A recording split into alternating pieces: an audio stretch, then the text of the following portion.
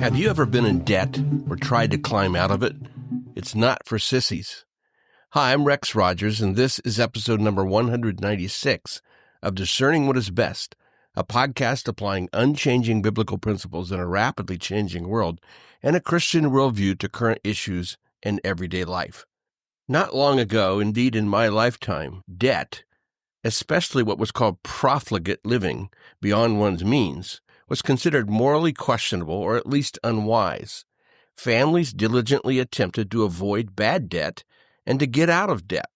Amazingly, there was a time when even politicians worked to balance budgets. Now it seems American culture not only tolerates but embraces debt. We think we are entitled to live our vision of the good life, or what we think society owes us. We want our cake and eat it too. We want, regardless of the cost to ourselves, our nation's well-being, or our progeny. We did not invent this suspect moral philosophy. It goes back to ancient civilizations. Yet as we've embraced the idea that one never has to pay the piper, we've conveniently forgotten that one of the reasons many of those ancient civilizations are no more is not a lack of natural resources nor absence of ingenuity, but their unwillingness to acknowledge basic economics. Many old empires crumbled under the weight of their own debt. Interestingly, Scripture never says debt is a sin, but it does strongly state that debt is dangerous. The rich rule over the poor, and the borrower is slave to the lender. Scripture also states that one is responsible for one's debts. Let no debt remain outstanding, except the continuing debt to love one another. The wicked borrow and do not repay, but the righteous give generously. I first spoke about debt in this podcast in August of 2022. At that time, the U.S. national debt had just surpassed $30 trillion, that's with a T, for the first time ever. Now the U.S. national debt stands at $36.5 trillion. If you want to scare yourself, go to usdebtclock.org and look at the national debt clock. The debt does not really stand. It moves faster than you can count. In late 2025, the U.S. national debt will reach 100% of the American GDP, or gross domestic product. Every day, the U.S. spends $2.6 billion with a B in interest alone. We know what causes this debt: aging population, rising healthcare costs, higher interest rates, a tax system that does not bring in enough money to pay for what government promises citizens. But even more, it's government spending wantonly on programs and initiatives offering little or no return on investment and not in the national interest. It is government largesse, granted by both sides of the partisan aisle. Recently, in a White House conversation with leaders of the Trump administration, Elon Musk said, just the interest on the national debt now exceeds the Defense Department spending. We spend a lot on the Defense Department, but we're spending like $1 trillion on interest. If this continues, the country will become de facto bankrupt. What he is saying, and he is correct, is this trend is not sustainable. On November 12, 2024, President Donald Trump announced the Department of Government Efficiency, or DOGE, a newly created entity focused on reducing government expenditures, slashing regulations, and enacting cost-cutting initiatives throughout the federal government. DOGE has been working rapidly ever since, and as I write, has identified $105 billion in waste, fraud, or abuse, cutting programs and shutting down entire departments like USAID. This kind of work, budget reduction, cost-cutting, restructuring, or reengineering, is rare to the point of near non-existent in government. Consequently, when you add political partisanship to the mix, this Trump administration effort to put the U.S. on a healthy financial footing has triggered scores of Chicken Littles running around saying the sky is falling. And it has made Elon Musk the new Hitlerian man to hate and at whom to level death threats, and a man accused of stealing, lying, and helping Trump destroy democracy. Cal Thomas said it well. Our problem is that too many Americans have become over-reliant on government to take care of them, while ignoring the old Puritan ethic of self-reliance. Politicians have been fine with this because it contributes to their careers and power. That attitude has contributed to our $36 trillion national debt and inflation, which the administration, with the help of Elon Musk and his DOGE squad, are trying to reduce. Now, in business, there's a job called turnaround specialist.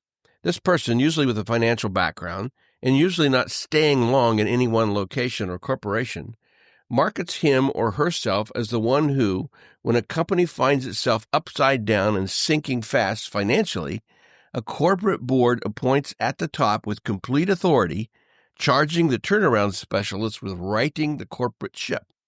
With, hear this, saving the company. The turnaround specialist is not there to save jobs, not there to preserve traditions or honor the departed. The turnaround specialist is there to do what must be done inside the corporation to hopefully make it possible for the business to survive into the future. Now, this is not fun for the people who work there, in part because, generally speaking, 75% of an organization's costs involve personnel. So if the turnaround specialist is going to make a dent in costs and debt, personnel jobs must be eliminated. Years ago, when we lived near New York City and I was the newly appointed vice president of academic affairs at a small college north of the city, I read about the renowned and redoubtable Macy's department store founded in 1858. Amazingly, this company was on the rocks financially. Macy's filed for Chapter 11 bankruptcy protection on January 27, 1992, after which point its banks brought in a new management team, which shut several underperforming stores, jettisoned 2/3 of the luxury I. Magnin line, and reduced Macy's to two divisions, Macy's East and Macy's West. That new management team included a turnaround specialist. I remember walking into our New York kitchen and saying to my wife, Sarah, how would you like to be this guy's wife? People were booing, sneering, and whistling at the turnaround specialist's spouse at the supermarket. In other words, while the specialist was very well paid, the public and many employees hated that guy. He did his job.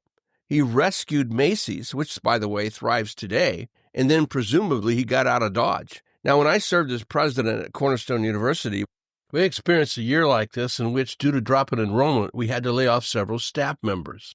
It was the hardest thing I was ever involved in as an administrative leader. And unlike the turnaround specialist at a large corporation like Macy's, or DOGE in a massive U.S. government, I knew the people involved. It hurt. But to save the institution, what we did had to be done. I remember the university board saying to me later, you're young enough that you'll likely have to go through this again in your career. I thought, well, thanks a lot. But I also discovered that 4 or 5 trustees had gone through layoffs in their companies. 2 others had gone through this twice in their careers, and one even 3 times. Recently, on a Fox News Bret Baier special report panel, panelist Jessica Tarlov challenged another panelist with, well, how many people do you want to lay off?